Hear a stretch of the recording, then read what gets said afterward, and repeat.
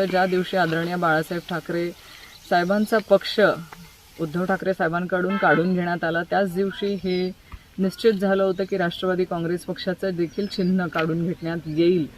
कारण शेवटी भारतामध्ये, महाराष्ट्रामध्ये आज आपण लोकशाही कितपत टिकून आहे याचा प्रत्येकाला विचार करायला लागणार आहे. ज्या ज्या लोकांनी पक्ष स्थापन केले, पक्ष स्थापन करून त्यांनी त्या पक्ष वाढवला, त्याच लोकांकडनं पक्ष काढून घेण्याचं काम आजच्या दिवशी होतं आहे असं मला वाटतं.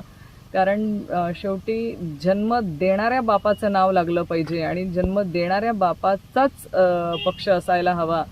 पण बाप बदलणं आता नवीन पद्धत समजा राजकारणामध्ये आपल्याला प्रत्येकाला बघायला मिळते. खरं दुर्दैव आहे, पण येणाऱ्या काळामध्ये लोक मतदानाच्या माध्यमातून त्यांच्यामध्ये जो असंतोष आहे तो असंतोष बाहेर येईल हा आम्हाला विश्वास आहे. आणि पक्षाचं चिन्ह असो नसो, पक्ष असो नसो, पण आमच्याकडे आदरणीय पवार साहेब आहेत ज्यांनी असंख्य नेते तयार पण केलेत.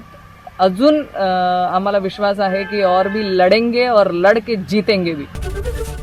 एबीपी माझा, उघडा डोळे बघा नीट.